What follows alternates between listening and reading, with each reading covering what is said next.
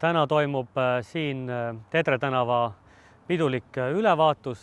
Tedre tänava rekonstrueerimine lõigul Sõpruse puiestee kuni Mooni tänav on valmis. Tööd algasid siin juba jaanuaris ja need inimesed, kes siin piirkonnas elavad, mäletavad, et siin oli suhteliselt katkine sõidutee ja külgedel sügavad kraavid.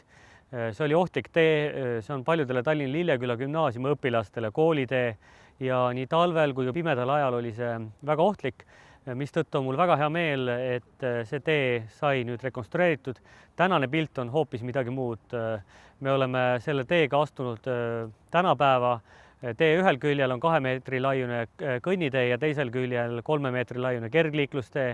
Siia istutati 72 uut puud, siin on puude rida. Ristmikel on tõstetud ristmikud, siia on paigaldatud praikkivid vaegnägijatele, samuti LED-valgustus. Nii et võib öelda, et siin lõigul on valminud Tallinna linna kõige moodsam teelõik, mis sobib Kristiine linnaosa rohelusse ja vastab meie kõikidele nõuetele. Nüüd on siin turvaline liigelda ja ma usun, et kohalikud elanikud on rahul.